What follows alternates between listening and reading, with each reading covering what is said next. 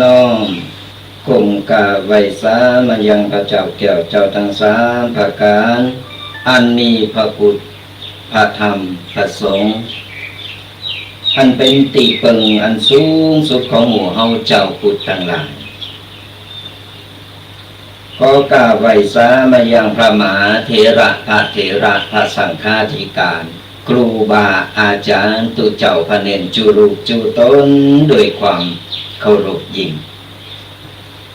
ขอเจริญสุขเจริญธรรมจงบังเกิดมิแด่ตันสาธุชนพุทธบริษัทจุผู้จุคนที่กำลังสดับหับฟังกับรายการ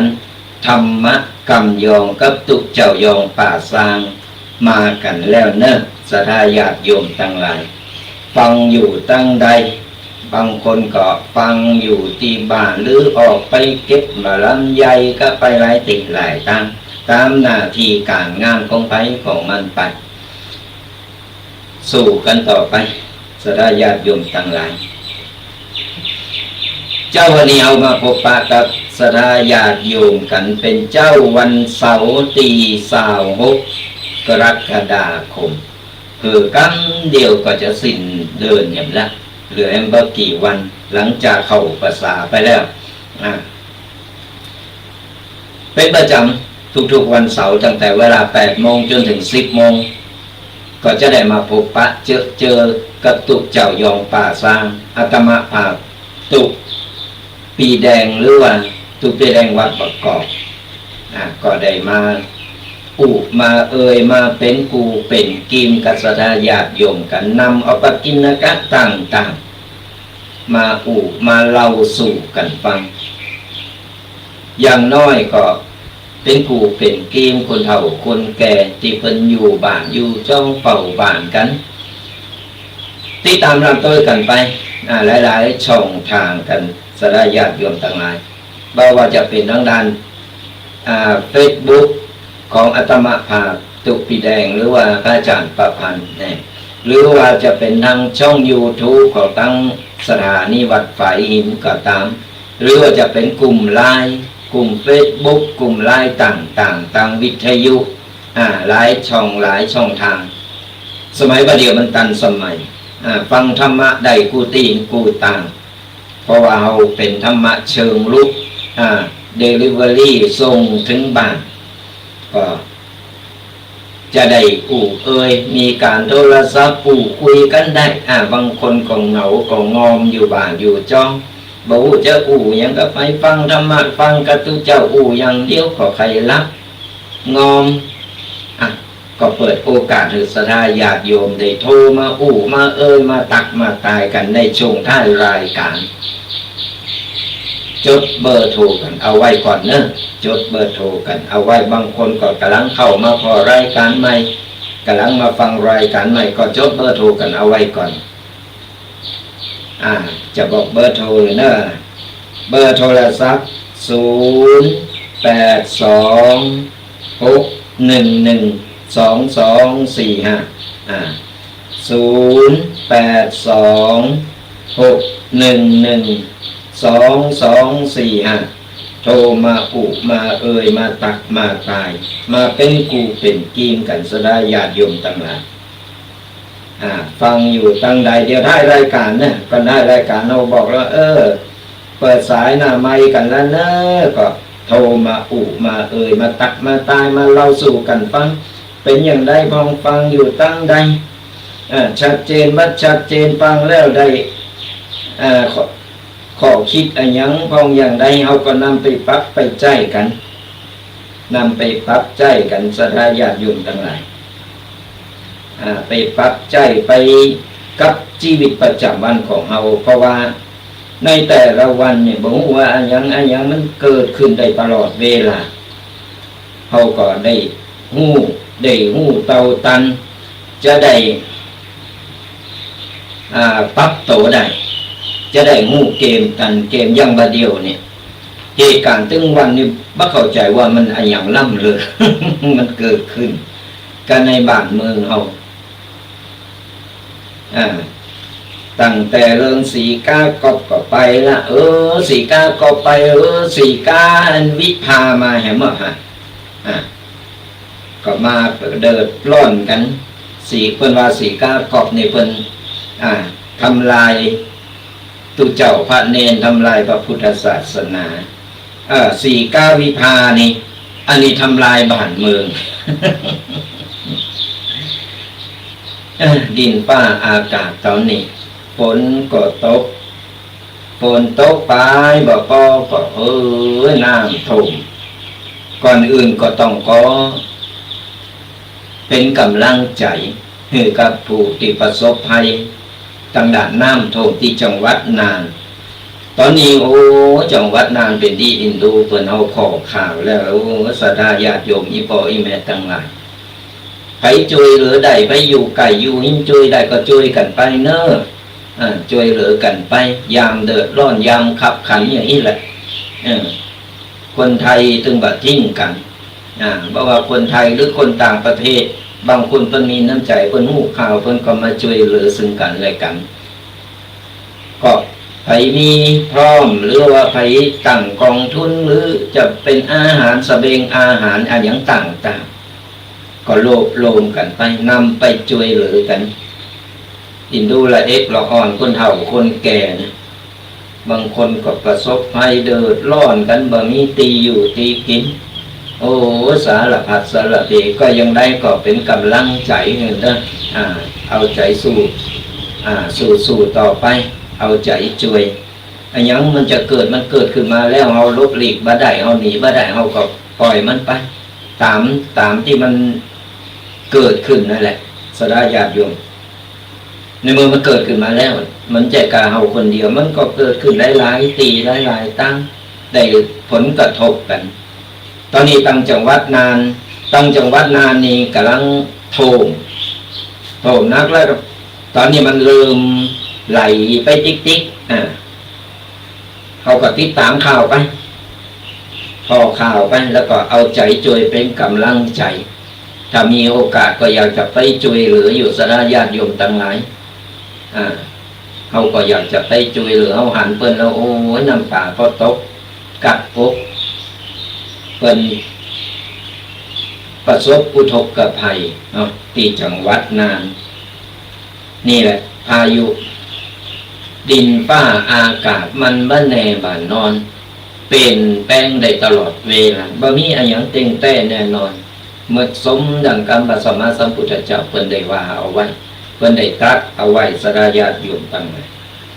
เพราะฉะนั้นก็อย่าไปประมาทจะไปประมาทต้องคอยดูแลคอยสอดส่องเขาจะไป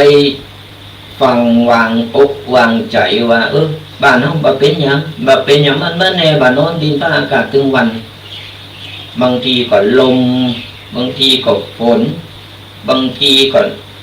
น้ำท่วมน้ำนองแผ่นดินไหวมันเกิดขึ้นได้สารพัดสารเพก็ต้องเพิ่นฮ้องว่าอย่าประมาทในการใช้ชีวิตเราต้องคอยสอดส่องดูแลอันอย่างผิดปกติผิดสังเกตเราเกมเนื้อเกมตัวก็เรามีสติอยู่แล้วนี่มันก็ทันเหตุการณ์กำลังก่อนเฮาว่าตั้งสติเมากระตื่นตระหนกหลายอันหลายอย่างข่าวตึงวันนี่ไหนจะดินฟ้าอากาศไหนจะน้ำท่วมไหนจะมาจัดระเบียบตั้งวัดก็เหมือนกันเดือดร้อนเหมือนกันสดาญาติโยมทั้งหลายตั้งแต่สีก้ากอบนี่มันมาถึงปุ๊บวัดกูวัดเล็กวัดน้อยวัดบ้านนอกบ้านนาเหมือนบ้านเฮานี่ก็โดนไปหมดโดนผลกระทบไปหมดประเดี๋ยวก็จัดระเบียบวัดวาอารามแต่ละวัดแต่ละวาตุเจ้าพระเนรก็หมุนเลยนะถึงวันนี้ทำบัญชีทำอันนั้นอันนี้ต่างๆนาจะมาจัดระเบียบวัดวาอารามโดยเอากฎหมายเข้ามาครอบวันเสาร์ที่แล้วก็ได้กูไปละวันนี้เขาก็อยากจะปลูกแต่มันเขาก็อยากจะสดาญาติโยมและไอ้คนตีวาเนี่ยวัดสร้างวัดใหญ่โตมโหฬารสร้างไว้เยอะอะไรยัง ตอนนี้ก็คงจะหันนะภัยประสบภัยอะไรอย่างก็สามารถตุจับพระเนรไปถึงก่อนกุฏิไปถึงก่อนไปอย่างไปช่วยหรือไปบรรเทาความทุกข์หรือศรัทธาญาติโยมนำเอาของสิ่งของต่างๆในวัดในวาเอาไปแจกไปจ่ายไปประทังชีวิตบางทีบ่มีตีรับตีนอนตีอยู่เดือดร้อนมาก็มีวัดเป็นตีเปิง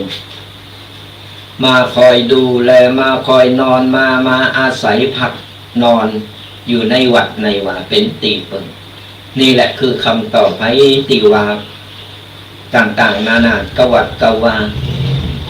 ตอนนี้ก็คงจะหู้แล้วว่าประโยชน์ของวัดเป็นอย่างไรแล้วตูเจ้าพระเนรในวัดในวาเป็นบ้านนิงดูได้เขาก็พอเอาหลายตีหลายต่างสดาญาติโยมต่างหลายอย่างที่เขาหันข่าวนั่นแหละไปบ่พอบ่เดียวข่าวดังก็มี2-3 ข่าวเดียวข่าวหนึ่งบ่เดียวก็ตะเก็บชายแดนแถวภาคอีสานนะเปิดไปต่างใดมีกับทหารมีกันลบขายยิงฟันกันเป็นดีอินดูหมู่ไว้คนเฒ่าคนแก่หมู่ที่อยู่แถวชายแดนเปิ้นก็ตกอกตกใจบังความเอาพอข่าวน้ำโถมเสร็จเอามาพอข่าวเกี่ยวกับตีชายแดนโอ้ยล่มไม้ตายจากละปอละแม่ละครอบครัวกันละคนตีหักไปมันตกตาไผไปบาตกตาไผนี่ไผบอกโอ้เป็นจะใดความรู้สึกให้อ่อนว่อนตุกเกิดสงครามขึ้นมาสงครามขึ้นมาแล้วความเสียหายความชิบหายมันก็เกิดขึ้นทั้งสองฝ่ายเกิดความเสียหายเกิดความชิบหายกันขึ้นมาเอาไปเอามาจากที่เคยเป็นคนหูจักมักจีเคยเป็นญาติเป็นสนิทกันเนี่ยต่างๆนานากลายมาเป็นศัตรูกันก็โดยเหตุผลบางประการอย่างเกี่ยวกับการเมืองเขาก็บ่อยากไปยุ่งเขาก็บ่อยากไปยุ่งได้ก็เอาใจช่วยขอหือทุกๆชีวิตทุกๆคนแก้วขาดปลอดภัยเอาบ่อยากหือเอาบ่อยากหันเกี่ยวกับการล่มหายตายจากศรัทธาญาติโยมต่างหลายเอาบ่อยากหันเพราะว่ามันสะเทือนใจเอาหันแล้วโอ้ยแต่ละคนก็ปัจจัยไปลูกหลานบ้านเอาจึงมนนั่นแหละลูกแต่ละคนก็มีคนหักมีตึงแฟนมีตึงคนหักมีตึงสารพัดสารเพไปล่มหายตายจากกันก็เพื่อรักษาดินแดนเพื่อรักษาแผ่นดินของเฮาเอาไว้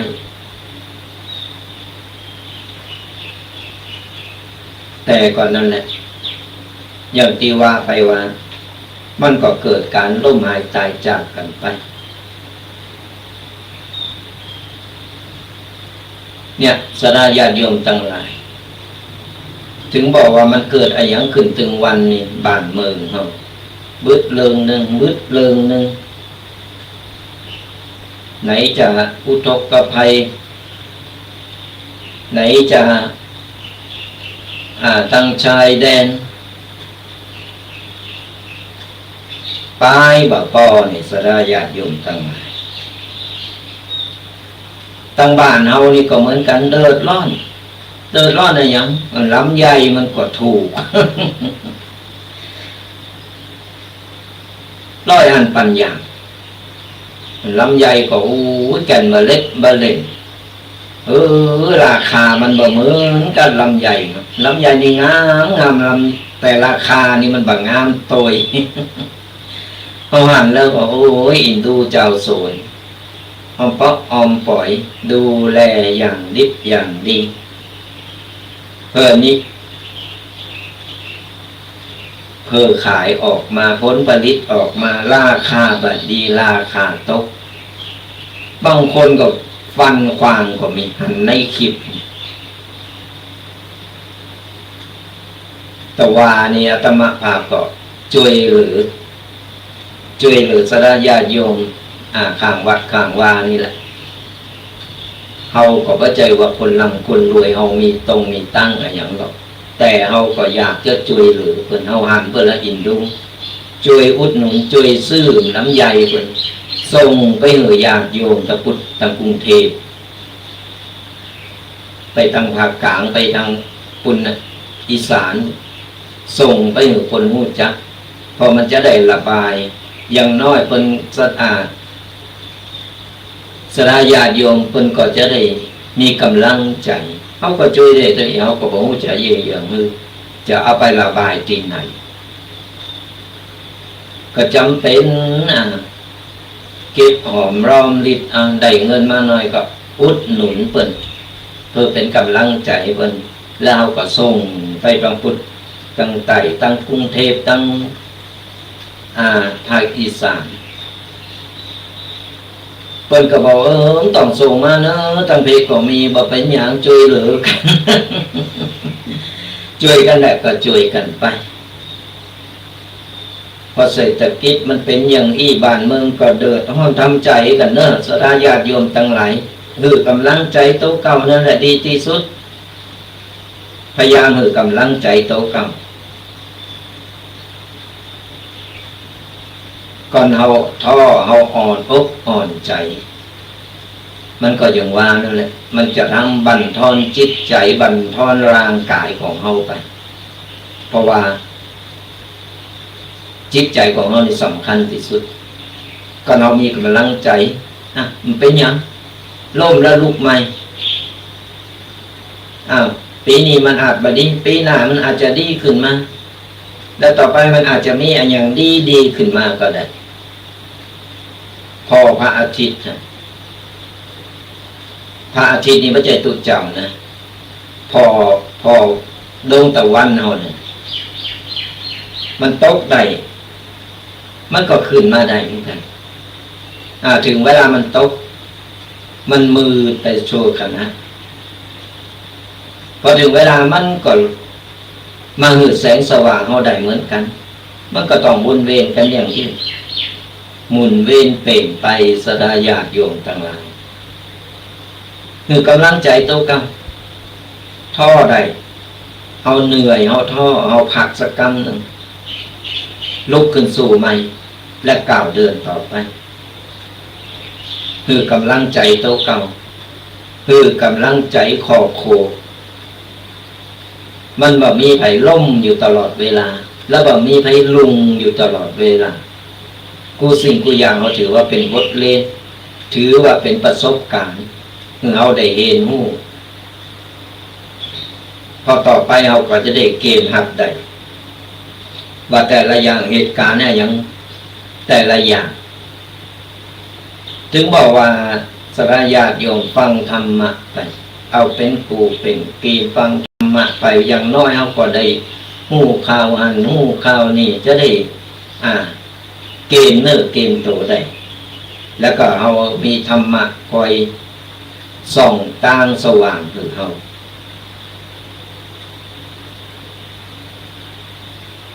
เนี่ยก็คือศรัทธาญาติโยมเป็นกำลังใจให้ตัวเก่าแล้วก็เป็นกำลังใจให้กับคนที่เป็นกำลังประสบเหตุบ่ว่าจะเป็นน้ำท่วมบ่ว่าจะเป็นตั้งชายแดนบ่ว่าจะเป็นพี่น้องบ้านเฮาที่กำลังน้อยอกน้อยใจเรื่องราคาบ่ได้สมกับที่ตั้งที่หวังเอาไว้ก็ ค่อยๆปรับค่อยๆแก้กันไปแต่ละอย่างมันแก้ได้แต่ต้องใช้เวลาหน่อยใช้สติแล้วก็ใช้เวลาในการแก้ปัญหาทุกสิ่งทุกอย่างหันคิดเป็นฟันเนาะฟันควางบางคนก็เอาใส่รถไปพอมันสมใจเต้ากังมันสะใจเต้ากังแต่เอาไปอยากสนับสนุนสระญาติโยมทั้งหลายที่ไปทำอย่างอันเพื่อประชดประชันแต่มันทำให้มันสะใจเต้ากังถ้าเป็นไปได้ก็เอาแจกเอาจ่ายไปหันมีอยู่คลิปหนึ่งสระญาติโยมทั้งหลาย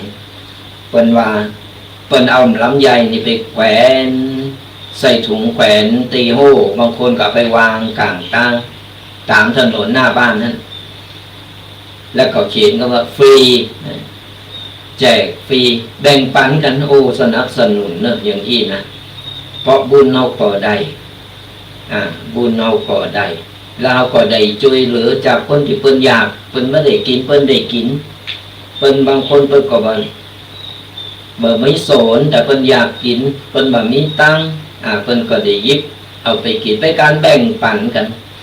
แบ่งปันเปิ้นว่าบ้านปันสุขเหมือนกันก็ตู่ปันสุขแบ่งกันกระจายกันไปสระญาติโยมทั้งหลายอย่างนี้สนับสนุนตัวเกิดได้ว่าเป็นการสร้างบุญสร้างกุศลให้ตัวเก่า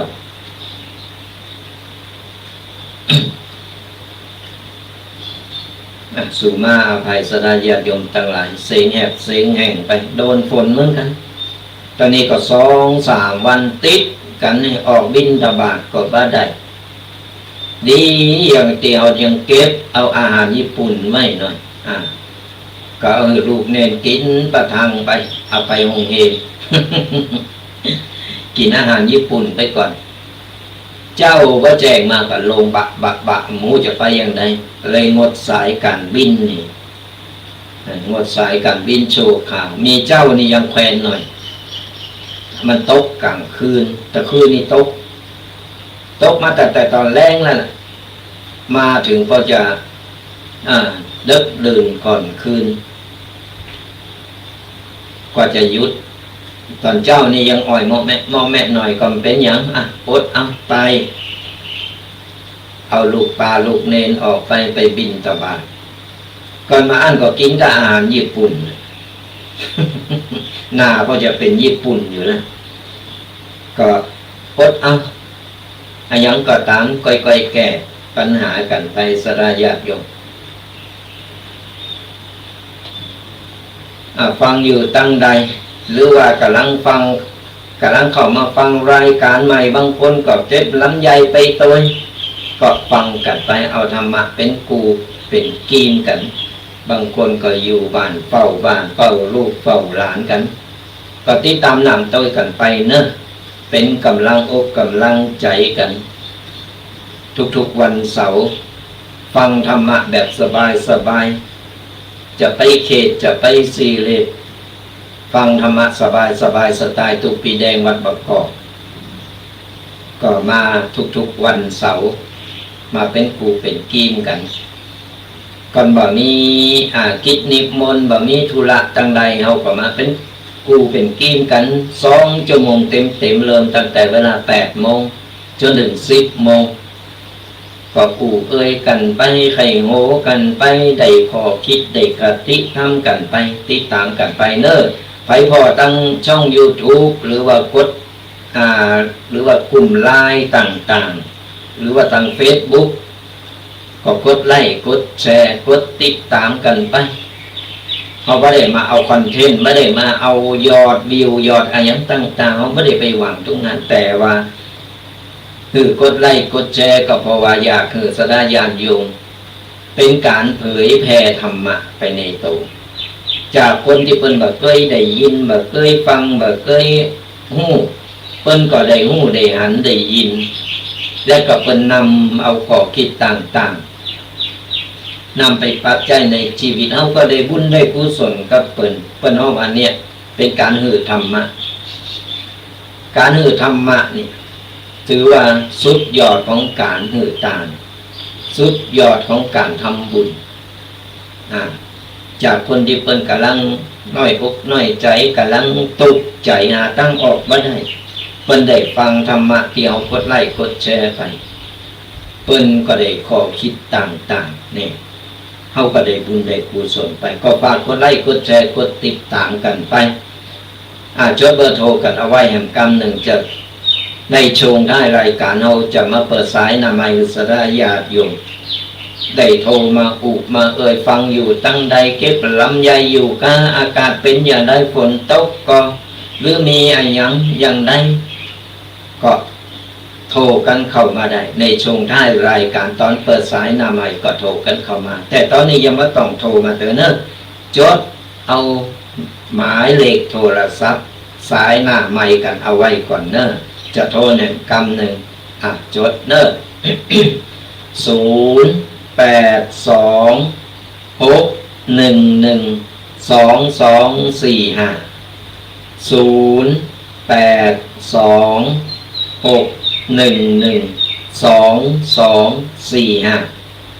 ว่าได้ใบหวยนะอันนี้เบอร์โทรศัพท์โทรกันเข้ามาในช่วงท้ายรายการมามาอย่างน้อยเนี่ยเราก็จะได้หู้จักมักจีจะได้เป็นกัลยาณมิตรดีต่อกันจะได้หู้จักกันเอาไว้มีอย่างเราก็ตักตายเราจะได้หากันได้เป็นกัลยาณมิตรดีต่อกันเป็นสายบุญก็สามารถโทรมามามาปรึกษาได้หรือว่าไปจดไว้แล้วในจงตีบัดจัดรายการก็สามารถโทรมามากันได้เนอะเบอร์นี่แหละเบอร์0826112245ก็มีหลายสายเนอะที่เป็นโทรเข้ามาหลังไมค์หลังจากจบรายการแล้วบางทีวางๆอย่าเพิ่งก็โทรเข้ามาปรึกษาอะไรอันไรถามหันถามนี่เขาก็ตอบไปตามที่เขาตอบได้ตอนเขาตอบมาได้เขาก็จะไปถามครูบาอาจารย์และก็จะเอามาตอบเอามาแก้เลยก็จดกันเอาไว้โทรหนึ่งกำหนึ่ง0826112245ก็เดี๋ยวช่วงท้ายรายการเขาก็จะได้มาเปิดสายหน้าใหม่กันเอาละสระญาติโยมทั้งหลายวันนี้ก็ได้นำเอาไปกินนะคะเกี่ยวกับการใช้ชีวิตในแต่ละวันของเราเนี่ยวันนี้เอาเรื่องอย่างมาเขาก็มาฟังกัน เป็นว่าชีวิตคนเราเนี่ยมันแบกหลายสิ่งหลายอย่างบางทีมันก็เกินความจำเป็นไปถึงความขาดหวังความโกรธความผิดพลาดในอดีตหรือแม้แต่สิ่งที่ยังบ่เกิดขึ้นก็ตามสารพัดสารเพในสมองวันๆเราตื่นขึ้นมาล้างหน้าแปรงฟันปุ๊บลืมตาปากมาปุ๊บเอาละเดี๋ยวเรื่องนั้นเรื่องนี้มันจะอยู่ในสมองศูนย์อันมันถึงหกอยู่นี่เลยก้อนเฮาแบบปัดกว่าก้อนเฮาแบบเพียวก้อนเฮาแบบสางมันก็จะนักโหอยู่ที่แหละตึงเลิงเปินเลิงโตอย่างสารพัดสารเพบางคนถึงก็เคจนความดันขึ้นเส้นเลือดฝอยแตกก็มีเพราะว่าเป็นบาดสางเป็นมีการสะสมเอาไว้หมดเมื่อวานเรื่องเก่าเรื่องเดิมเรื่องคนนั้นคนนี้เรื่องเจ้าบ้านเรื่องอะไรต่างๆนาเรื่องภายในขอบครัวเอามันสางนิดหน่อยก็เป็นเสมือนบ้านเราเนี่ยตื่นมาห้องเราปัดกวาดเจ็ดถูกลางโคงบ้านใบไม้มันถึงลงมาถึงว่ามันลงมาก็เก็บกวาดมันก็สะอาดตกมันผูกมามันก็โลนไม้มั้งขยะมูลฝอยฝุ่นต่างตามบ้านตามจ้องก็เราบอกกวาดมันก็หกอยู่อย่างนั้น แต่ก่อนเรามันปักกว่าเก็บกว่าเจ็ดถูมันก็จะสะอาดสะอาดเหมือนกันสลายญาติโยมทั้งหลายสมองคนเรามันหน่อยเดียวสมองสองก้อนอยู่บนหูซีกซ้ายซีกขวามันทำงานหนักเกินไปตราบได้ดาวบอกปล่อยวางการปล่อยวางก็ไม่ใช่ว่าแต่ว่าเอาท่อถอยหรือว่าบาดใส่ใจนะ บางคนเข้าใจผิดว่าปล่อยวางก็คือไม่ต้องไปสนใจไม่ต้องไปอย่างสักอย่างไม่ต้องไปใส่ใจมันก็ว่าใจอย่างนั้นปล่อยวางในที่นี้ก็คือหมายถึงว่าคือเฮาเนี่ยเลิกเอาแต่แบบเฉพาะสิ่งที่เฮาควรเก็บไว้เฉพาะสิ่งที่เฮาแบกเอาไว้ที่จำเป็นเพื่อบ่ให้ใจมีที่วางพอที่จะ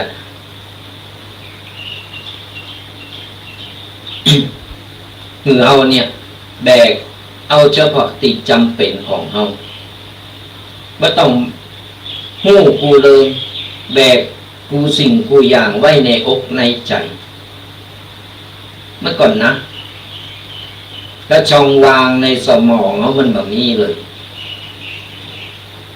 เพื่อนถึงบอกว่า6สมองมันเหมือนถังขยะสมองเขาบึดอันหนึ่งวันบึดกับคนนั้นเอามาโจงใส่เดี๋ยวคนนี้ก็เอาของบูดของเรามาโจงใส่ศูนย์อันอยู่เพราะฉะนั้นเอาปล่อยวา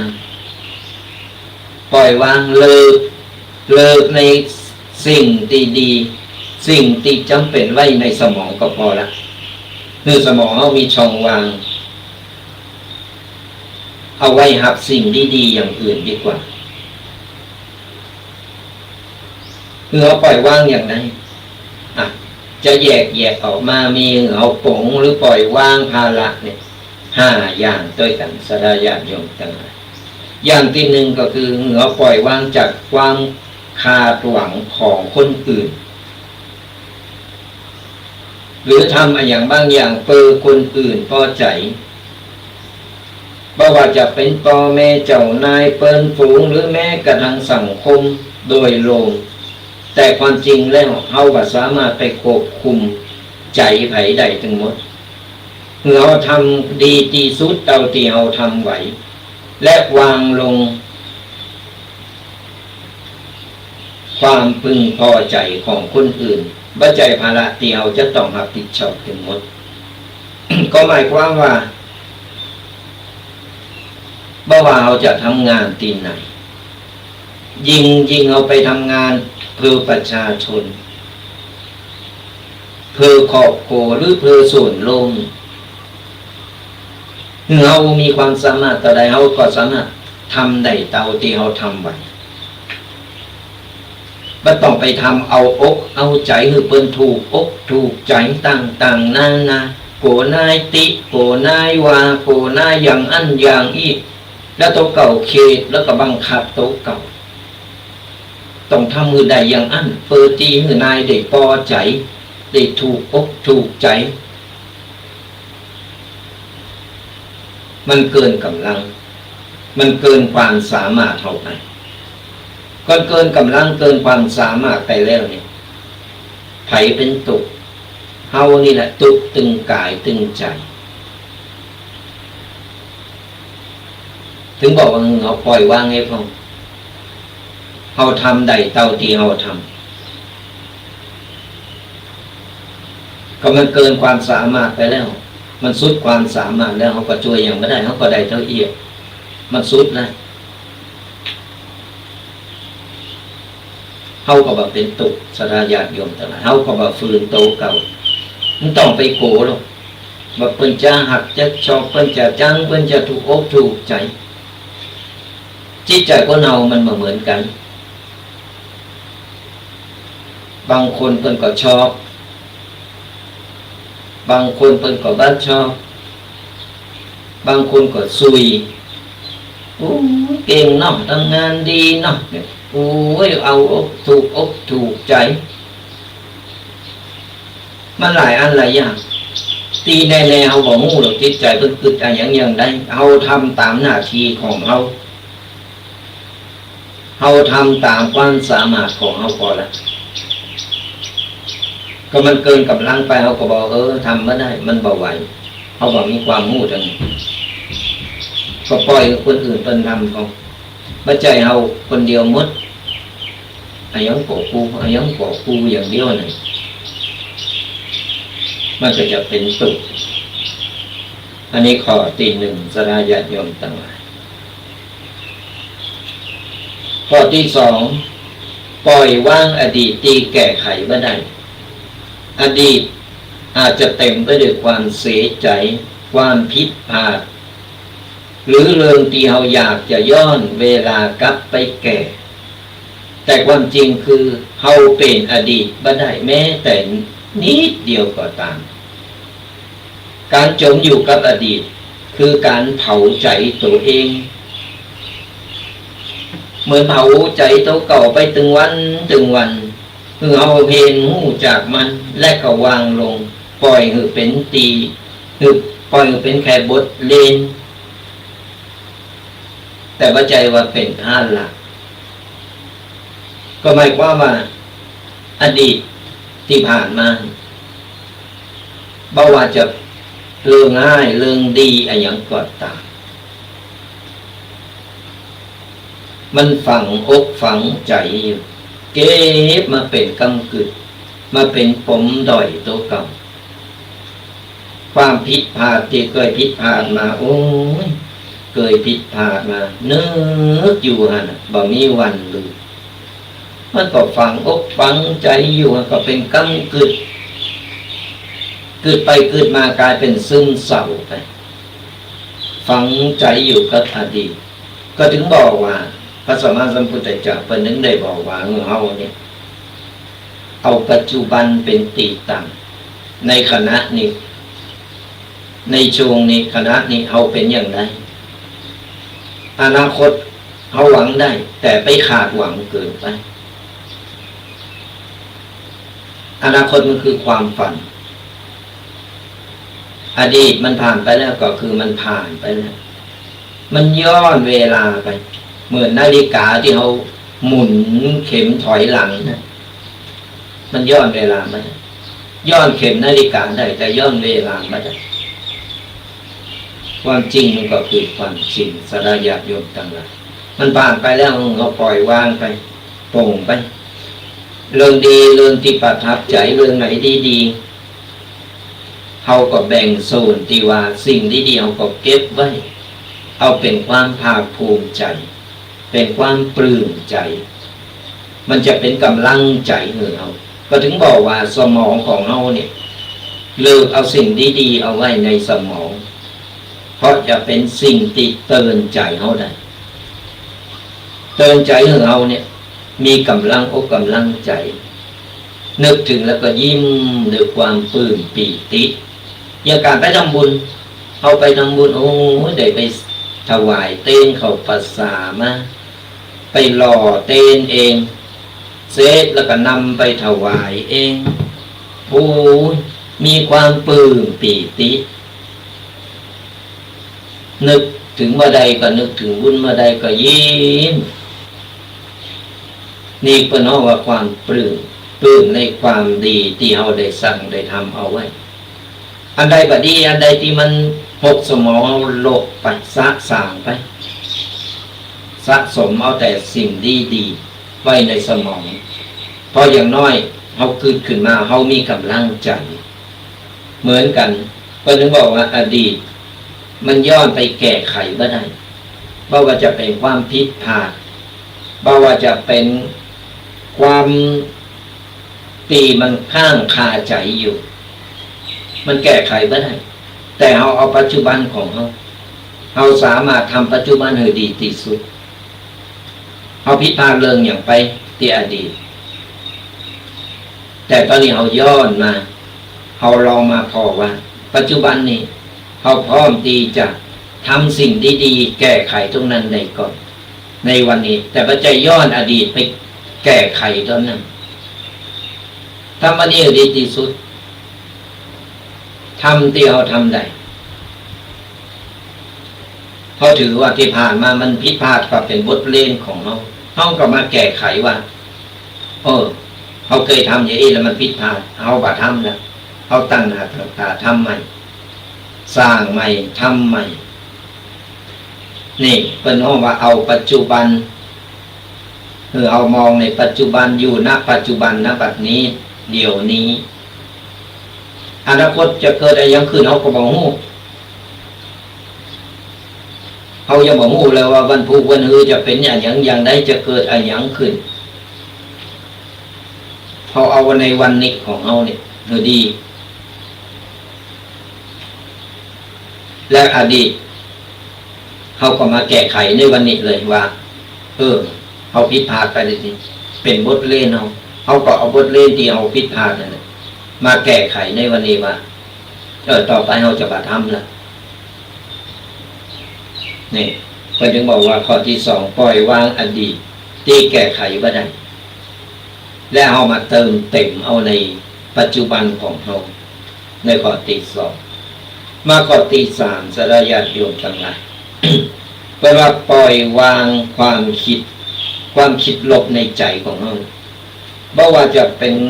คำอู่มาจากไผ่คนใดหรือในอดีตก็ตามหรือคำวิจารณ์ที่ฝังไว้ในหูก็ตามบางทีมันกลายเป็นเสียงซ้ำๆที่ทำลายความมั่นใจของเขาบอกหูโตถึงเวลาปล่อยเสียงเหล่านั้น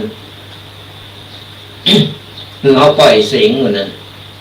ที่มันอยู่ในสมองที่รบกวนสมองส่วนประสาทของเขาเอาควางไปเองแล้วก็มาฟังเสียงในใจของเขาแต่เอาผู้คนมีคุณค่าในโตกับเขาอยู่ในตึงวันนี้ไม่ได้อยู่โดยกำขู่คนอื่นเขาอยู่ในโตของเขา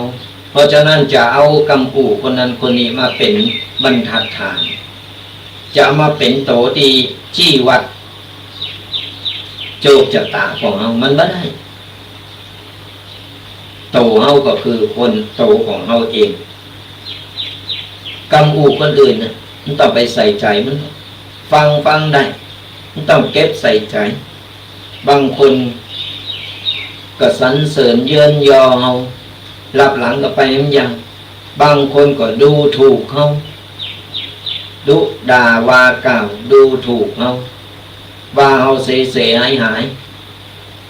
เขาก็ต้องเอามาเป็นโตจี้วัดว่าโอ้แล้วเขาก็จะไปอย่างใดในเมื่อเปิ้นอย่างนี้เปิ้นดูถูกเขาไว้กำอู่เขาใจเขาไม่ต้องเอามายึดถือไม่ต้องเอามายึดติดไม่ต้องเอามาคิดในสมองด้วยมือด้วยแรงของเขาด้วยมันสมองของเขาเนี่ยที่ทำให้ชีวิตของเขาอยู่ได้ถึงวันเขาประคับประคองชีวิตเขามาถึงป่านนี้แล้วเขาผ่านร้อนผ่านหนาวมาหนักแล้วและยังจะต้องหือกำปูของคนอื่นมาบั่นทอนชีวิตจิตใจทำมือเขาท้อถือทำมือเขาทดถอยลงไปมันบั่นทอนจิตใจเขาก็ต้องเขาปล่อยวางไงปล่อยวางความคิดลบในใจของกำอู่ลบของคนอื่นที่เขาเก็บมาไว้ในใจปล่อยไปผ่านแล้วก็ผ่านไปเขานึกเสมอว่าเขาใหญ่ถึงวันนี้ไม่ได้ใหญ่มากเพราะกำปากคนอื่นคนอื่นไม่ได้มาหาเร่งเขาใหญ่โตมาจนป่านนี้เขาหาด้วยลำแขนของเขาเองเขาหาด้วยโตของเขาเองโดยมันสมองโตเขาโดยแรงกายโตเขาเวลาเขาเดินห้อนมาไผ่ช่วยอย่างเขาไม่ใช่ได้อัตตาหิอัตโนนาโถตนแลเป็นที่พึ่งของตนเขาช่วยเหลือตัวเก่าตัวเองมาตลอดเพราะฉะนั้นจะไปทำจิตใจของเขาห่อเหี่ยว เพราะกรรมอู่กรรมดูถูกกรรมนินทากรรมว่าต่างๆกรรมใส่ให้ในต่างจิตหลบเอานั้นมาพลิกวิกฤตคือเป็นโอกาสเอาอันนั้นนะกรรมอู่มือนั้นมาเป็นแรงบันดาลใจของเขาเพิ่นว่าโอ้มันตุกมันยากมันตึงมีวันเจริญเฮายิ่งตุกยิ่งยากก็เราขยันสักวันมันก็เป็นวันของเรามันว่าแน่นอนบางคนเป็นเศรษฐีก็กลายมาเป็นญาจกได้บางคนเป็นญาจกก็เป็นเศรษฐีได้มันเอาแน่นอนมาได้แข่งหยังแข่งใดจะไปแข่งวาสนาอนาคตของคนแข่งแข่งพระแข่งแข่งพายได้แข่งบุญวาสนามันแข่งกันไม่ได้บางทีบุญวาสนาที่เราเคยสั่งสมเอาไว้เนี่ยมันยังมาบ่ถึงเพราะว่ากรรมเก่ามันยังมีอยู่ยังบังปิดบังอยู่เงาอดเอามันสุดสร้างความดีมันทำไปขอเอาขยันอย่างเดียวเถอะหลายๆคนที่หันมาบางคนก็โดนดูถูกโอ้ยเห็นก็บ่เก่งเห็นก็บ่จบก็จะมีปัญญาอย่างอันอย่างอีกำปูถากถางเข้าแปลมาเป็นกำคือกำลังใจโตกับเอากำอู่มันนั้นมาเป็นกำลังใจโตกันมึงว่ากูจนกูตุกกันขยันทำไปเห็นมาเก่งนะมันอ่านหนังสือทำมือมันถอดสักวันหนึ่งก็เป็นวันของเราไอ้กรรมดูถูกมันหลายคนนะสุดท้ายไอ้คนที่เพิ่นไปว่าเพิ่นนั่นตกนักหรือตีโตเก่าเคยไปว่าเพิ่นไว้มันมาแน่บัดนอนเพราะฉะนั้นเราจะไปดูถูกโตเก่าจะไปคิดโตเก่าในแง่ลบโอ้เพิ่นว่าอย่างนี้เฮาเย่บ่ได้นี่เฮาเห็นบ่เก่งนี่เฮาอย่างอันอย่างอีน้อยเน้อต่ำอกต่ำใจ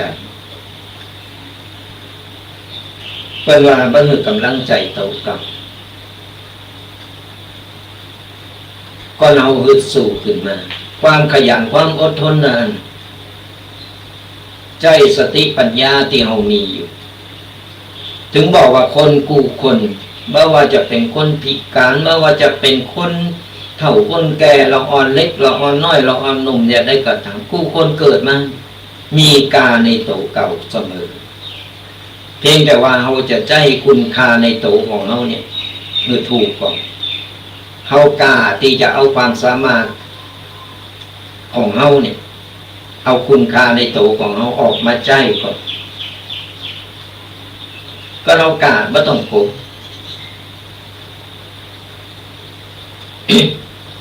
ความสามารถแต่ละบุคคลมันแตกต่างกันไปบ่มีไผด้อยค่าคนพิการเพิ่นก็มีความสามารถบางอย่างโดดเด่นมายกตัวอย่างสุมาอภัยสลายญาติโยมเขาบ่ได้เป็นเน็บแนมหรือบ่ได้ไปว่าอย่างเพิ่นยกตัวอย่างอย่างคนที่เพิ่นพิการสายตา เพิ่นพ่อว่าหันบางคนอ่านลางๆแต่พรสวรรค์เพิ่นมีความสามารถเพิ่นมีคุณค่าในโตอาตมาภาพเจอว่าสดาญาติโยมมีพ่ออีแม่พ่ออุ้ยแม่อุ้ยคงจะเคยหันนักห้องที่เพิ่นพิการสายตาเพิ่นห้องเพลงเสียงดีเป็นนักร้องแนวหน้าเพื่อใจความสามารถของเพิ่น เพื่อใจความสามารถของเพิ่นเพิ่นห้องเพลงเสียงดีตัวเพิ่นมีพรสวรรค์เพิ่นประทานขึ้นมาก็ถึงบอกว่าคนเฮามีคุณค่าในโตเพียงแต่ว่าเฮาค้นคว้าหาโตเก่าเจอหรือปะว่ามีความสามารถอย่างใดเฮาสามารถที่จะ เฮาปกพองอย่างหนึ่งเฮาก็มีสิ่งดีๆมาทดแทนของเฮาขยันเฮาอดทนใจสติในการดำเนินชีวิตบ่มีอดตายใจชีวิตหรือพอเพียงจะไปฟุ่มเฟือยจะไปโลนโตยสื่อจะเป็นโลนโตยของอะไรอย่างตีกำลังมาใหม่ๆที่มันรอหูรอตาพอตาหันก็ตัณหาเกิดอยากได้อยากมีอยากโลนโตยเปิ้นหันเปิ้นมีโทรศัพท์แปลงโอ้ยก็ใครได้เมื่อเปิ้นไปหามาเอามาหือได้อันนั้นเป็นว่าใจเกินโตเฮามีต่อใดเฮาพอใจได้เฮาก็ใจไปบ่จำเป็นจะต้องเอาไปโชว์บ่จำเป็นจะต้องเอาไปโอดลำโอดรวยทั้งที่โตเก่านี่ก็อย่าบ่ถึงขนาดที่จะต้องไปใจของแบรนด์เนมใจของอย่างที่มันมีชื่อมีเสียงของว่าได้ใจไปประหยัดอยู่แบบพอเพียงหันเปิ้นกินไอ้ของแป้งหันเปิ้นใจของแป้งก็ล้นตัวเปิ้นและสุดท้ายตัวเก่าเดือดร้อนบ่มีไปกู้ไปยืมเปิ้นมาเพื่อหวังอะไรอย่างหวังตัวเก่ามีหน้ามีตาทั้งนั้นที่ไปเดือดร้อนคนอื่นเดือดร้อนตัวเก่าเอาเตาเตียวพอมีใจความสามารถของเขาก็นำเปิ้นมีของแป้งใจเขาไข่ใจเหมือนเปิ้นเขาก็ต้องขยันไม่ต้องไปฉาบฉวยด้วยการไปกู้ไปยืมเปิ้นมาโดยที่ว่าเอามาแล้วมันแบบมีประโยชน์เล็กๆน้อยๆแต่เพอเอามาเชิดหน้าชูตาโตเก่าอันนี้ไม่ได้ไปหวานเน็บแนมไผหันมาหลายตีหลายต่างหลาย เขตแล้วศรัทธาญาติโยมมีพ่ออีแม่ต่างหลายโอ้ยเปิ่นใจโทรศัพท์แป้งนี่เอามาโทรดีกว่ากรรมโทรดีกว่ากรรมโทรทั้งที่อะไรได้โตเก่าบ่เป้งปอต้องไปผ่อนเนี่ยคือยกตัวอย่างให้ฟังเขาเอาใจพอเพียงเอาความเป็นอยู่ของเราก็เอาใจบ่เกินโตเพราะว่าเงินทองหรือของต่างๆใจบ่สมฐานะโตเก่ามันเกินฐานะโตเก่ามันก็สร้างความเดือดร้อนมันก็บ่มีวันที่จะรวยบ่มีวันที่จะมีความสุขเพราะในใจมันกึดอยู่เอาที่ไหนมาผ่อนเปิ้นเอาจะเอาหาเงินที่ไหนมาหื้อเปิ้นนี่มันเป็นอย่างนั้นกวนกวายถึงบอกว่าคือเอาปล่อยวางในความคิดหลบในใจคือกำลังใจตัวเก่าเอาความสามารถเอาความรู้ความสามารถของเราเอากำลังของเราเอาคุณค่าในตัวของเราเนี่ยออกมาใจค่อยๆก้าวเดินค่อยๆเตียวจะไปเตียวโลนตัวเตียวตัวหรือก้าวกระโดดมันจังล่มจังตาวก็มันตาวมันล่มลงมามันตกลงมาเนี่ยมันเจ็บเนี่ยก็ฝากกันเอาไว้มาข้อที่ 4สลาญาติโยมทั้งหลายเพิ่นฮ้องว่าปล่อยวางการควบคุมกูอย่างมนุษย์คนเอาเนี่ยชอบควบคุมอยากหือกูอย่างเป็นไปตามแผนแต่ชีวิตคือสิ่งที่บ่แน่นอนปล่อยหือบางอย่างเป็นไปตามจังหวะของมัน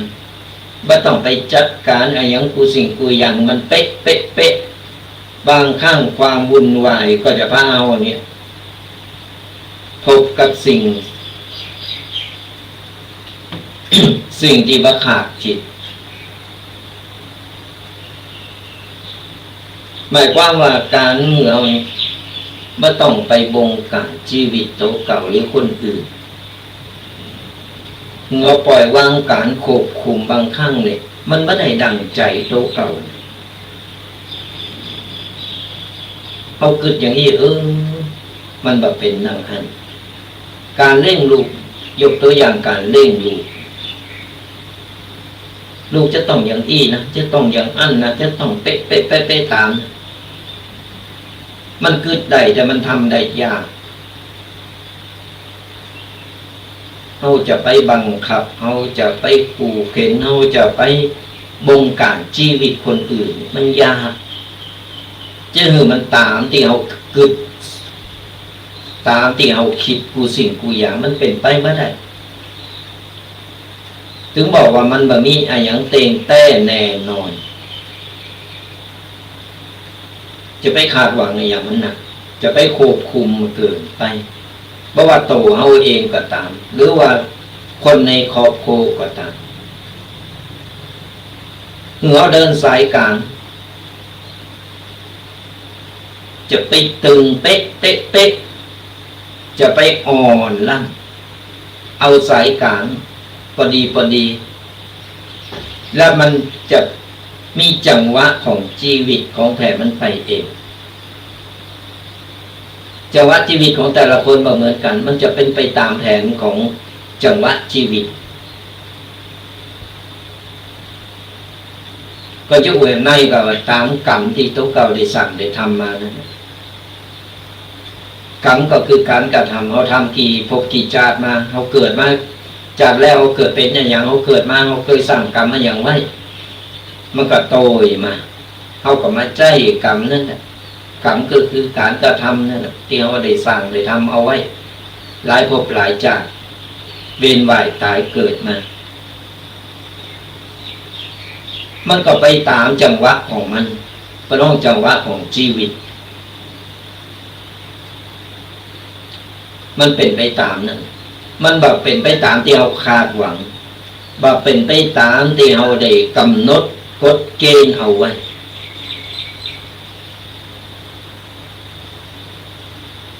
ลูกเกิดมาใหญ่ขึ้นมาปุ๊บจะต้องเห็นอันนั้นนะจะต้องเป็นอันนี้นะจะต้องอย่างอันจะต้องอย่างอีกเขาคาดหวังได้แต่มันแบบเป็นไปตามดังที่เขาคาดหวังแล้วมันใหญ่ขึ้นมามันก็ไปตามจังหวะชีวิตของมันเองเขามีหน้าที่คอยเฝ้าดูแลแล้วก็จี้แนะแนวคือเท่านั้นบังคับเขาคือเป๊ะตามเขาคิดเป็นไปไม่ได้เขาเล่งได้กาโตแต่จิตใจของเขาเนี่ยเขาคิดอย่างได้เขาก็บอกงูเขาพอบาหารเขาเล่งเขาไม่ได้เขาทำนายไม่ได้แต่เขาจี้แนวเขาอยู่เบื้องหลังเขาแนวจี้ตามที่ถูกต้องความหักของพ่อแม่ลูกของสายเลยผู้คนหักอยากให้ผู้คนได้ดิบได้ดีกันแต่โดยการกระทำเรื่องกรรมของเราอ่อนที่เราคาดหวังเอาไว้มันเคยสั่งเคยทำอะไรอย่างไรมันเป็นไปตามจังหวะชีวิตของมันเองเขาจะไปบงการบ้างบงการชีวิตคนอื่นหรือว่าบงการชีวิตตัวเก่ามันไม่แน่นอนผู้ง่ายๆอย่างเขาลองคิดเขาจะต้องอย่างอีกจะต้องเป็นอย่างอีกจะต้องไปอย่างอีกเปิดวันมาปุ๊บไอ้เตียวคิดเตียวเกิดไปเปลี่ยนแปลงเดี๋ยวอันนั้นเดี๋ยวอันเพราะฉะนั้นถึงบอกว่าในแต่ละวันมันไม่แน่นอนจะไปคาดหวังถึงอนาคตถึงเงินอย่างต่างๆฝันได้พยายามไปหือถึงมันมาถึงกระจังมันแต่จะไปคาดหวังมันเปลี่ยนแปลงได้เสมอดินฟ้าอากาศลมฟ้าอากาศต่างๆ การดำเนินชีวิตแต่ละคนเหมือนกันบางคนโอ้ยหักกันปานจะกืนกินโอ้ยอยู่ไหนพี่จ๋าน้องจ๋าแต่งงานกันไปแต่งงานนี่ประกาศบอกเป็นพุทธ เอาจัดตกจงตกจริงจัดใหญ่โตมโหฬารหรือเป็นหูคนนี้หักแท้หักหนาหักหนักหักหนาอยู่ได้หมอแบบ หมอเข่าแบบคนตายแบบตั้นดำเหมือนคนเฒ่าเป็นว่าหมอเข่าคนหมอเข่าแบบตั้นดำอยู่ได้เดือน2 เดือนหรือปี2 ปีตอนแรกวาดฝังกันวาดฝันกันจะมีอนาคตอย่างอันวางแผนกันอย่างดีอยู่ไปอยู่มามีเหตุต้องแยกกันมีเหตุต้องจากกันเลิกลากันไปก็มีนักมีหลายตัวแต่เวลาเลิกลาไปแล้วนี่บประการไปหู้ต่างคนต่างไปมันเป็นอย่างนี้มันจะเอาแน่นอนกับชีวิตเพราะใดถึงบอกเอาใจชีวิตในแต่ละวันอย่าประมาท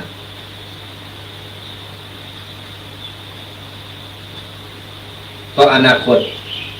ตั้งหน้าเฮาบอกงูบ่แน่นอนบางทีกำลังอูกันอยู่กำลังโอ้ยอย่างนั้นหักกันหนักกันหนานัดว่าวันพุธจะไปหันวันฮือจะไปนี่ตกวันพุธมาบัดตั้งได้ตื่นสักการไปก่อนก็มีเพราะฉะนั้นเอาปัจจุบันของเราเอาวันนี้ให้ดีที่สุดทำวันนี้ให้ดีที่สุด เนี่ยเพิ่นบอกว่าเอาปล่อยวางทุกสิ่งทุกอย่างจะไปควบคุมแต่จิตมนุษย์คนเฮาเนี่ยชอบควบคุมชอบบงการชีวิตคนอื่นแล้วก็บงการชีวิตครอบครัวบงการชีวิตตัวเก่าผู้อย่างมันไปเป็นปล่อยมันไปเป็นไปตามธรรมชาติเฮาแนะนำใดเฮาแนะแนวใดเฮาติเตือนคืออยู่ในสิ่งในธรรมอยู่ในกรอบแต่ในมือมันลุดไปแล้วมันก็สุดที่เฮาจะไปแก้ไขก็ปล่อยไปตามการกระทำหรือกรรมของเขาเพราะเขาเคยมาอย่างนั้นเคยทำมาอย่างนั้นกี่ภพกี่ชาติเขาก็บอกว่ามันเป็นไปตามการกระทำของที่เพิ่นได้สั่งได้ทำเอาไว้มาข้อสุดท้ายสราญาติโยมทั้งหลาย ข้อที่5เราปล่อยวางความรู้สึกผิดที่แบกมาเหมือนความผิดบางอย่างอาจเกิดขึ้นจากการพลาดพลั้งหรือเรื่องที่เราตั้งใจแต่มือได้ขอโทษแล้วก็ชดเชยแล้วสิ่งที่เหลือคือการให้อภัยโตกันผู้คนเคยผ่านแต่บัจจัยผู้คนที่เคยรู้จักปลดโซ่ตนแห่งความผิดอาจจะออกจากโตกันการให้อภัยโตเก่าคือจุดเริ่มต้นของการสงบหมายความว่าการที่บางครั้งในอดีตเราเคยทำอะไรอย่างที่ผิดพลาดเป็นเรื่องใหญ่โตฝังใจอยู่เราลืมไม่ได้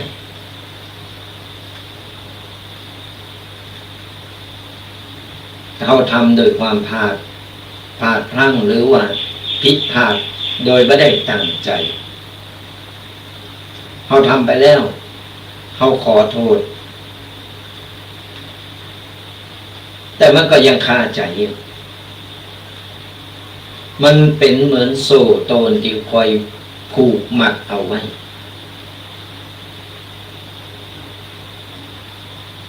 มันติดตาติดใจติดหูติดในอกในใจอยู่เพราะว่าผิดพลาดอย่างแรง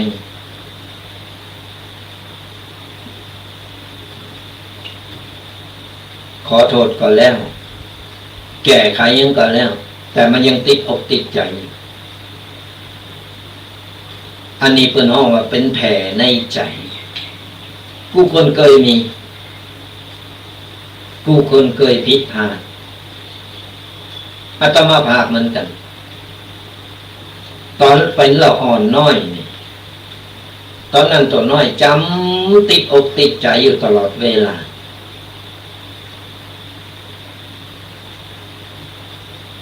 ค คืออาตมาภาพ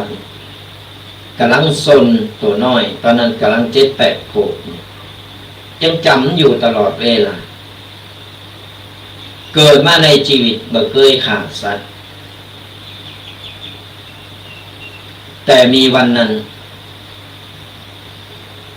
ไปปะงูด้วยความซนงูตัวน้อยๆมันจะตัวใหญ่ด้วยความซนหันคนเฒ่าคนแก่เป็นแถวบ้านนอกเขาเนี่ยงูมันหนักงู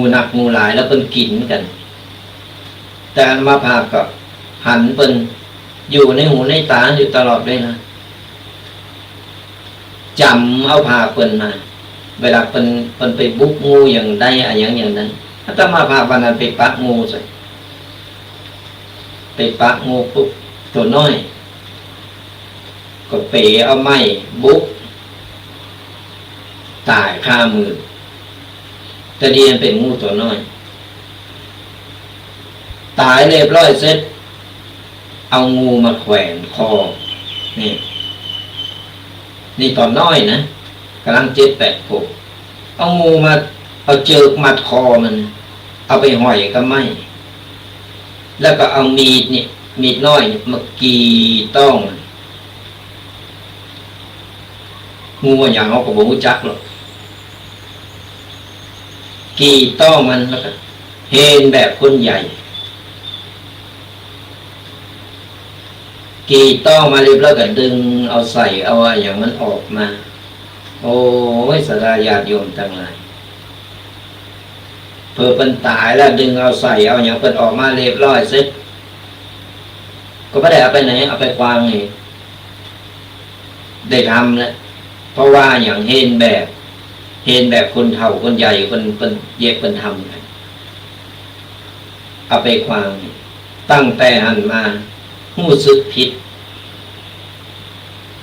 ตัวเก่าหู้สึกผิดก็เลยโอ้ยนึกอยู่ตลอดเวลาจำมาจนฮอดบัดเดียวเวลาถ้ามาพาถึงวันนี้เวลาทำบุญหรือว่าเราไปอย่างก็ตามเจ้าอุทิศถือเป็นตลอดครั้งหนึ่งในชีวิตฝังใจอยู่แล้วพอเราได้มาบวชได้มาศึกษาพระธรรมวินัยได้มาศึกษาธรรมะเขาก็มาคิดได้เขาก็มาคิดปงมันอาจจะเป็นเจ้ากรรมนายเวรกันมากก่อนถึงวันนี้ก็เลยอโหสิกรรมคือทำบุญถือเป็นเสร็จแล้วเขาก็มาชำระล้างจิตใจเป็นการไถ่บาปมาประพฤติปฏิบัติธรรมแล้วก็เหงื่ออภัยตัวเก่าด้วยความหู้เตามาถึงการเป็นการปลดโศกเป็นการปลดโศกคือโตเก่ามันเกิดขึ้นมาแล้วเรามันเอาแก้ไขยังไม่ได้ย้อนไปแก้ไขไม่ได้แต่เอาก็สามารถที่จะทำถึงวันนี้ทำบุญทำกุศลอุทิศไปเลยบ่ต้องมาเป็นเจ้ากรรมนายเวรกันต่อไปคืออภัยโตเก่าเพราะตอนนั้นมัน7-8 ขวบนี้ยังบ่ฮู้อย่างเลยเนี่ยก็เป็นตัวอย่างเลยสดาญาติโยมว่ายังก็ตามที่เขาหู้สึกผิดที่ผิดพลาดไปนะ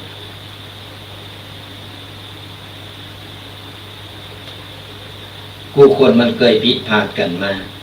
แต่มือพลาดทั้งไปแล้วด้วยความตั้งใจหรือบ่ตั้งใจก็ตามเรามาปรับพฤติกรรมตัวเก่ามันแก่กรรมแก่เวรเนี่ยยังกันไม่ได้แต่เอามาแก้พฤติกรรมของเขาหู้สึกผิดกับไผผิดกับอะไรอย่างผิดกับเจ้ากรรมในเวรเขาก็มันทำบุญสร้างกุศลระลึกนึกถึงเอาอยากน้ำโกรธน้ำอุทิศไปเพิ่นคือมันหายนี่กันไปไม่ต้องมาเป็นเจ้ากรรมนายเวรไม่ต้องมาผูกอาฆาตอะไรอย่างกันตีแล้วก็คือมันผ่านไปแล้ว แต่เราทำคุณงามความดีเพราะคุณงามความดีเหมือนเราเอาน้ำดีเติมเข้าไปก็น้ำดีมันหนักเข้าไอ้น้ำที่มันห้ายที่มันเสียมันก็จะเบาบางลงไปมันจะเบาบางลงไปสดาญาติโยมตั้งมาน้ำคุณอยู่ในแก้วก็จะหือหันภาพนี่คือสดาญาติโยมลองอีปอยแม่ลองนึกภาพตัวพอเอาแก้วเอาน้ำใส่ไปหน่อยแล้วเอาเกลือใส่ไป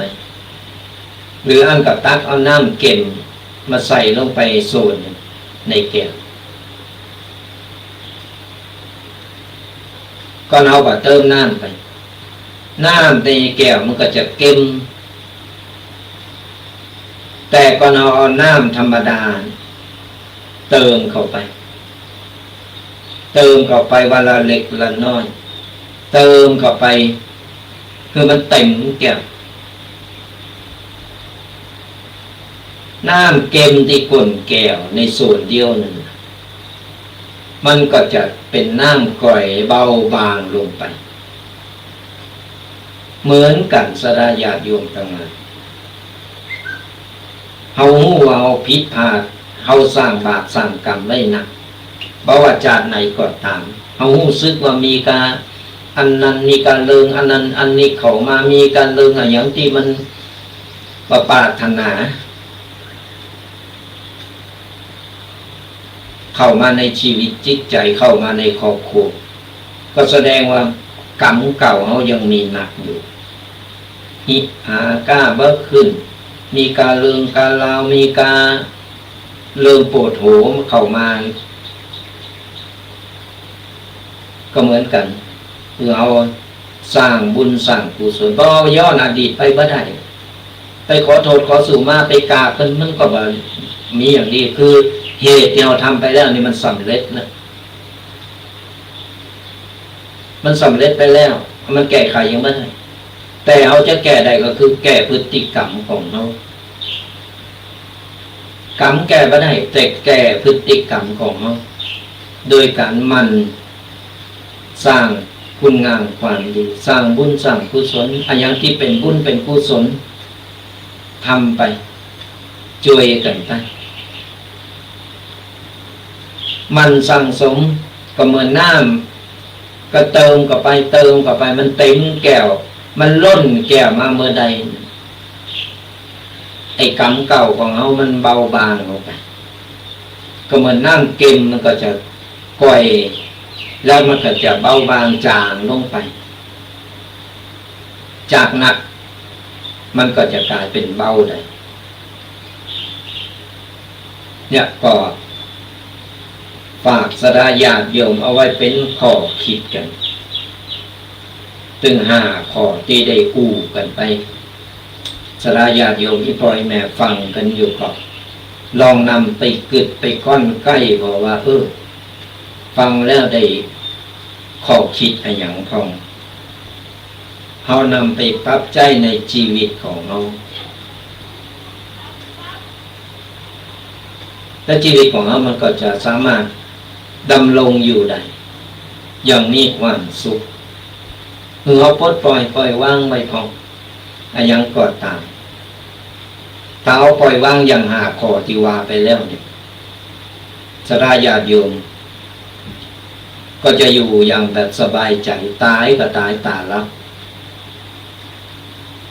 พอหมดข้อหมดข้อกังวลต่างๆไปอรัสราญาติโยมทั้งหลาย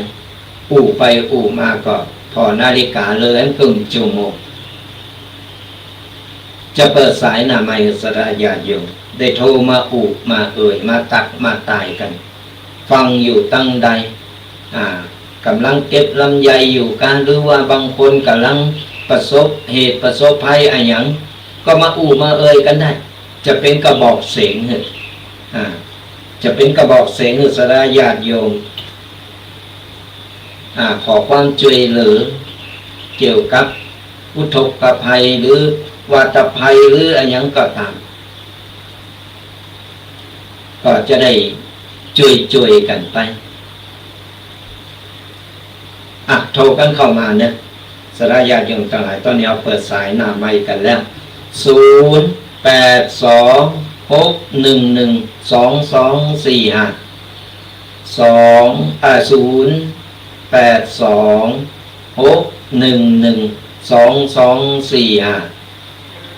ทรมาอุดมามาตักมาตายกัน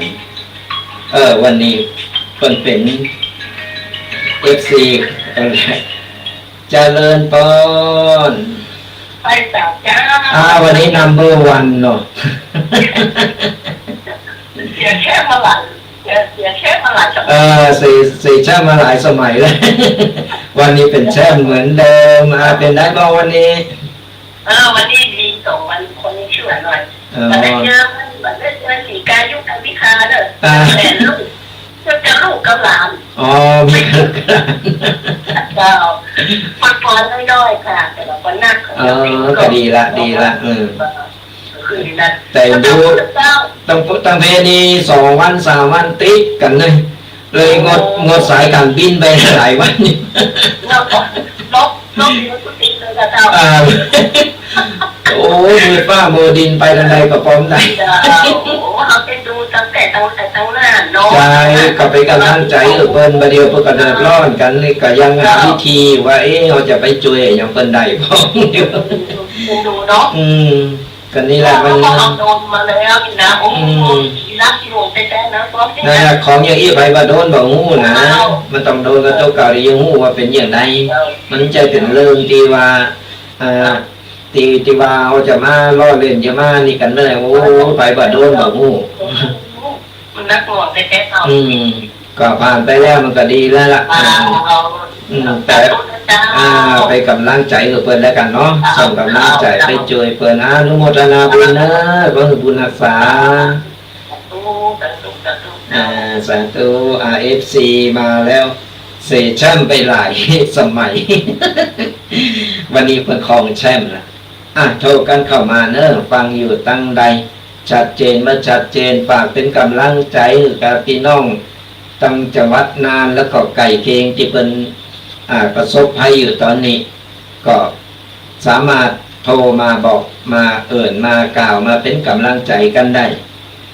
เพราะว่าเอาเป็นกระบอกเสียงตั้งสถานีวิทยุถึงตั้งใดอย่างใดหรือคนที่ประสบภัยเพิ่นก็จะได้มีกำลังใจโทรกันเข้ามาฟังธรรมะวันนี้เป็นอย่างใดอย่างน้อยก็เป็นกำลังใจให้กับนักจัดรายการพิธีกรเนี่ยก็สามารถโทรมาอุบมามาเป็นกำลังใจกันได้